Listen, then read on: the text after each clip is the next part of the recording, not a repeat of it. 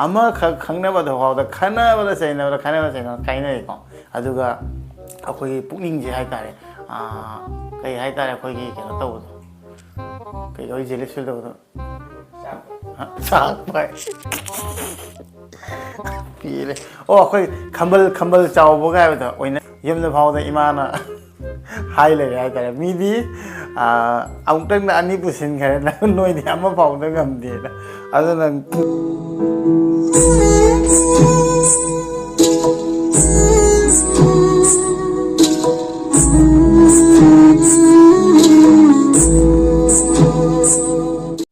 Anu maktada yang putina ugi channel bu yang beri bami apun upu tanam nok cari. Mayam ngasih topik sidi aku lagi kita atopa konsep ama dini hai batare ko. Hujikan ki single lo iba mayam dai tare isa maksud yau nako. Single lo iba single kita ngak mong ma masih training wari. Mayam ayi wari harok badana dum bhab tara mani. Yem de bhau de imana hai le hai tare midi amutang na ani pusin khare na noi di ama phau na ngam de na aduna nga kong na ngang le hai tare ado mama dai na hai je nang ka wai khang na ai Facebook setting nei ai mama oi loi khang ni me asom akoi som sai ta khang da mi le tre aduna khitang mayam ga mana da ba ma tau thok pa ja dum si di viral oi ba na aduna ma si ma dang yi ai sana da ba ya de aduga Hujik pakang oil lady single singer, Masi singing, Moina meme same as Emma Tagalak, Ampange, Aduga, Naksung Ningaini, Aduga Sidaji troll tauba, Aduga, Mouching Taraga, Hulangangba, Adugu Mainatico, City Tagatning and Yatara had the understanding of management, Command Miado, Madugi Matang and Yata. Ama Kangnava the Hall, the Kana was saying, the Kana was saying, Kainako, Aduga, Akoi Puning Jihai. Kai hai tare khoi gi keno tawdo kai oi jealous feel tawdo sak pai pile oh khoi khambal chaw bo ga da oina ja ba ga da adugu mane myam ai bidi aina khangnar kan na nupi atoba ga wai sana le nupi ju chaw gani aduga khangnar kan da nupi atoba na no pa to wai sana kan na chaw ni ba aduga aina khwai ngai je luhongba card ne ai gi punsi da sunga si bauda samaina luhongba card thengna tri ha batare ma'am द पुथोक चर के दुगा मतंग दु कई topic तनो ma'am फजन साना जिंग से दिगो कितंग खक नुंगाई थोक सियाई ता together with our families moi card se mong yam tai yum nam naw sing ko aduga wets luhongi kanaga soibam priyapati devi aduga am khaka kana kokram puja pati devi ma'am अमतंग नुपी अनी चेंब ngamba aduga amtang da nupi ani ga punna hong ja cinema go mada kadar badar phagi urami kamano nang jong ning ne anu siauri wari jam ta nu ngai ne mana cha ju lo la pisle sidi ada ma video de thok pai kai si anu gi chane thank you so much anu nang na thank you vi masi ka se u badani ma ma'am khoi pakhang oi single lo be singna thamoi kai apa paudo kain dah na kemana masa kalau tu ani kemain tu na kemai understand tu orang pun lagi ni sini kawan December kita tang try pan ni Luhongba adu moi sian mo kota de loi hai sian ki bagi ni hoje kong gaya adu ka video yam nuk sinu siu phange ame am ne yam thina ai di Luhongba jau ni Luhongba sa ni ga hai ba adu ki matang da ha badi nupam cha ju hoje ki masak mata adam phase adu ka Jum pandebe ningon ani de masa phajai tare ko sister ani ju aduna am thina sidi understanding aja loi bi de le mani bo kai gino hedi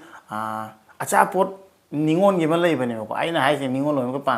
ningon gi ma lei bani bo acha pot cha na ba adu khai bi de tonga le adu ka masa gi ma pu bi ma sidi ma che lem phau da share taw ning de bo hai le bani bo adu yana bai matung ina moi ni je akoi gi relatives thoi hai nupi sister ani jai ni dum taja bada atana moi am understanding lai hane khale amana saw kan amana theme amana them kan amana saw samaina ha bada khoi gi aina dum yang pada khoi social media da hane big boss ta ga wonu pa ma le maming mudi khangdre mai je nupi ani ga moi yam nung sina punna harau lai bada adui mong da ne si u phang da da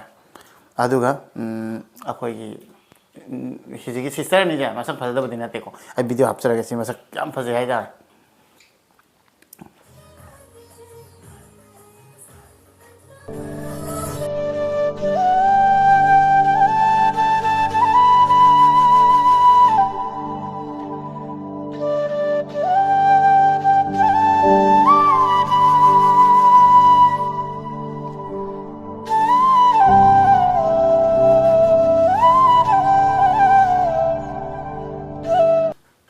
ꯁꯤꯅꯤ ꯃꯌꯥꯝ ꯃꯁꯛ ꯐꯖꯩꯀꯣ ꯑꯗꯨꯒ ꯃꯣꯏ ꯑꯅꯤꯒꯤ ꯑꯣꯏꯕ ꯃꯇꯥꯡꯗꯅꯤ ꯁꯤꯒꯤ ꯐꯣꯇꯣꯁꯤꯅ ꯁꯤꯁꯨ ꯀꯟꯅ ꯚꯥꯏꯔꯦꯜ ꯑꯣꯏꯔꯦ ꯃꯁꯛ ꯑꯅꯤꯃꯛ ꯂꯨꯝꯃꯦ ꯑꯗꯨꯒ ꯃꯁꯛ ꯌꯥꯝ ꯅꯨꯡꯁꯤ ꯍꯥꯏꯕ ꯇꯥꯔꯦꯀꯣ ꯑꯗꯨꯒ ꯁꯤꯁꯤꯅ ꯃꯥꯒꯤ ꯍꯦꯔꯣꯒ ꯑꯩꯈꯣꯏ ꯔꯤꯜ ꯁꯦꯝꯕ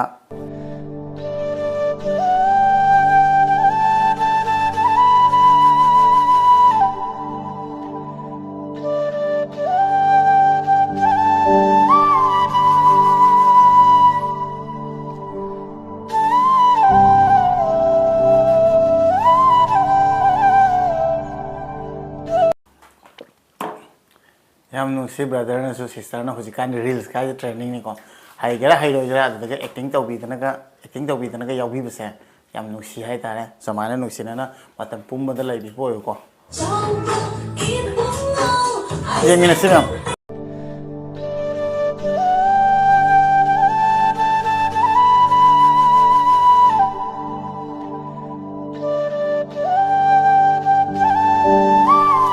ꯑꯅꯨꯅ ꯃꯁꯛ ꯐꯖꯩ ꯍꯥꯏ ꯁꯤꯅꯦ ꯃꯌꯥꯝ ꯑꯗꯨꯗꯒꯤꯗꯤ ꯑꯩ ꯍꯥꯏꯗꯤ ꯆꯦꯜꯂ ꯃꯇꯨꯡꯗꯀꯣ ꯑꯩ ꯁꯤ ꯃꯇꯥꯡꯁꯦ ꯈꯪꯗ꯭ꯔꯦꯀꯣ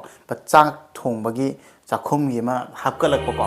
ꯁꯤꯁꯨ ꯃꯌꯥꯝꯅ ꯄꯨꯔꯥ ꯀꯣꯃꯦꯟ ꯇꯧꯅꯤ ꯍꯥꯏꯇꯥꯔꯦꯀꯣ ꯐꯖꯅ ꯖꯨꯝ ꯄꯥꯜꯂꯒ ꯅꯨꯡꯉꯥꯏ ꯂꯩꯕꯤꯕ ꯈꯠꯅ ꯆꯩꯅ ꯊꯣꯛꯇꯕ ꯑꯗꯨꯒ ꯍꯧꯖꯤꯛ ꯍꯔꯥꯎꯏ ꯑꯗꯨꯃꯥꯏꯅ ꯃꯇꯝ ꯄꯨꯝꯕꯗ ꯍꯔꯥꯎꯅ ꯂꯩꯕ ꯍꯥꯏꯅ ꯋꯤꯁ ꯇꯧꯅꯔꯤꯕꯀꯣ ꯃꯤꯅ ꯑꯩꯁꯨ ꯑꯗꯨꯝ ꯆꯞ ꯃꯥꯟꯅꯩ ꯋꯤꯁ ꯇꯧꯗꯣꯏꯅꯤ ꯏꯆꯤꯜ ꯏꯅꯥꯎ ꯉꯥꯛꯇꯅꯤ ꯑꯗꯨꯒ ꯁꯤ ꯚꯦꯔꯤ ꯌꯨꯅꯤꯛꯅꯤ ꯍꯥꯏꯇꯥꯔꯦ ꯑꯗꯣ ꯆꯥꯛꯈꯨꯝ ꯀꯩꯀꯥꯗꯤ ꯑꯗꯨꯝ ꯑꯩꯅ ꯑꯗꯨꯝ ꯊꯤꯒꯠꯄꯗ ꯍꯧꯖꯤꯛꯀꯤ ꯂꯨꯍꯣꯡꯗꯣꯏꯕ ꯕꯣꯔꯁꯦ ꯃꯥꯒꯤ ꯐꯦꯃꯤꯂꯤꯒꯤ ꯕꯦꯛꯒ꯭ꯔꯥꯎꯟꯁꯦ ꯃꯥꯒꯤ ꯄꯥꯕꯨꯡ ꯂꯩꯈꯤꯗꯕ꯭ꯔꯥ ꯀꯩꯅꯣꯝꯃ ꯇꯧꯋꯦ ꯑꯗꯨꯒ ꯃꯥꯒꯤ ꯑꯗꯨꯝ ꯐꯦꯃꯤꯂꯤꯗꯤ ꯂꯤꯡꯉꯤ ꯍꯥꯏꯇꯥꯔꯦ ꯌꯨꯝꯗꯩ ꯀꯩꯗꯩ ꯎꯕꯗ ꯑꯗꯨꯝ ꯈꯪꯉꯦꯗꯅꯀꯣ ꯑꯗꯨꯅ ꯈꯤꯇꯪꯗꯤ ꯐꯤꯕꯝ ꯆꯥꯏ ꯍꯥꯏꯇꯥꯔꯦꯀꯣ ꯌꯨꯝ ꯀꯩꯀꯥꯁꯨ ꯌꯥꯝ ꯐꯖꯩ ꯚꯤꯗꯤꯑꯣ ꯑꯗꯨꯝ ꯌꯦꯡꯕꯗ ꯃꯌꯥꯝ ꯌꯦꯡꯃꯤꯟꯅꯁꯤ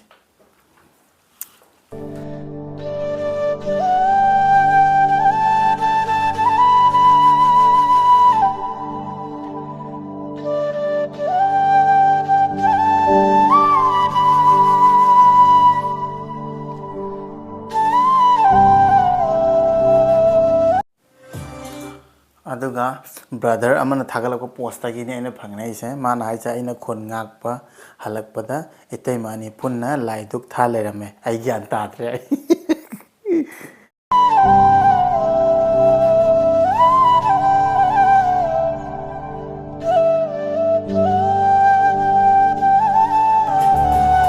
ꯌꯥꯏ ꯁꯤꯗꯤ ꯃꯌꯥꯝ ꯅꯩꯔꯦ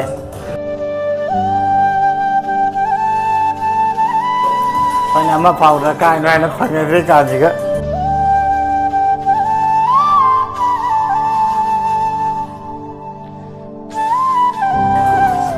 ꯁꯤꯅꯦꯃꯥꯗ ꯍꯦꯜꯂꯦ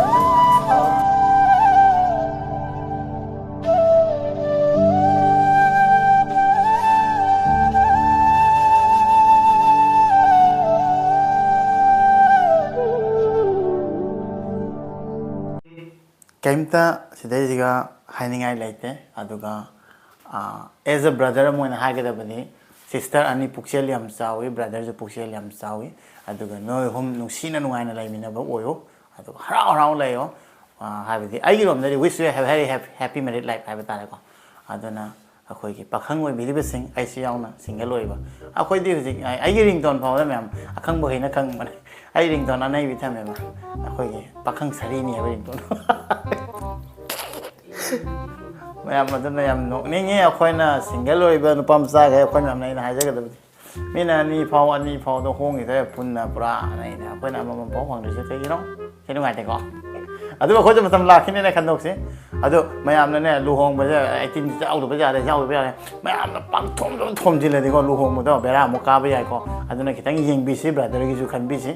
ꯑꯗꯣ ꯕ꯭ꯔꯗꯔ ꯁꯤꯁꯇꯔ ꯅꯣꯏꯅ ꯑꯩ ꯚꯤꯗꯤꯑꯣꯁꯦ ꯐꯠ ꯂꯥꯎꯅ ꯌꯦꯡꯗꯕ ꯇꯥꯔꯒꯗꯤꯀꯣ ꯅꯣꯏꯗ ꯇ꯭ꯔꯣꯜ ꯇꯧꯕ ꯀꯅꯥꯁꯨ ꯅꯠꯇꯦ ꯍꯥꯏꯗꯤ ꯅꯣꯏꯅ ꯇꯧꯕꯗꯣ ꯑꯗꯨꯗꯣ ꯄꯨꯔꯥ ꯑꯟꯑꯦꯛꯁꯄꯦꯛꯇꯦꯗꯅꯤ ꯍꯥꯏꯇꯥꯔꯦ ꯉꯁꯤꯐꯥꯎ ꯇꯧꯊꯣꯛꯇꯕ ꯑꯃꯅꯤ ꯐꯖꯅ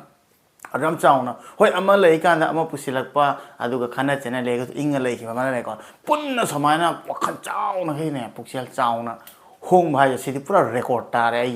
ꯑꯩꯅ ꯊꯦꯡꯅꯔꯛꯄꯗꯗꯤ ꯉꯁꯤꯐꯥꯎ ꯊꯦꯡꯅꯗ꯭ꯔꯤ ꯍꯥꯏꯇꯥꯔꯦ ꯑꯗꯨꯗꯨꯅꯅꯤ ꯃꯌꯥꯝꯅ ꯄꯨꯔꯥ ꯚꯥꯏꯔꯦꯜ ꯑꯣꯏꯁꯦ ꯕ꯭ꯔꯗꯔꯒ ꯁꯤꯁꯇꯔ ꯈꯣꯏꯁꯦ ꯑꯗꯨ ꯅꯠꯇ꯭ꯔꯒꯗꯤ ꯚꯥꯏꯔꯦꯜ ꯁꯨꯡꯑꯣꯏ ꯑꯣꯏꯔꯝꯃꯣꯏꯕ ꯑꯗꯨꯅ ꯇꯧꯊꯣꯛꯇꯅ ꯇꯧꯕ ꯊꯕꯛꯁꯤꯗꯤ ꯍꯧꯖꯤꯛꯀꯥꯟꯗꯤ ꯄꯨꯔꯥ पूरा पोखाइबने सोशल मीडिया ने को अदुना आसामदगी अखोइरोमदगी से विश तौजरे हाइ तारे नुंगाइना खना चेना तना नुंगाइना हिंबिबो ओयो नतरदि कैनम थोकप काना म्याम सेना को याम लुबने म्याम हुजिकति खंगबा अदु दाइना नोकना बिगनि अदुना भाप ताबिनसी म्याम हेन भाप ताबिरमगनि नोइना अदु यादना बुदि ngase पुल्लिनि को पातम क्याम कुइना खंगनब लेरामनि नोइ मसेंदा अदुना नुंगाइ लाइबियो अदु गैना हाइदो सिस्टर नि मसक फसे ब्रदर जो मसक फसे नुंगाइ लाइबियो अदुगा मतंग साबो काना मणिपुर लाक्पो काना सोइदना थेंनसी हाबिता अतुमदंग हारेगा वीडियो से लोशन जरेगा दुगा single ओबो kai kapadi yauna ni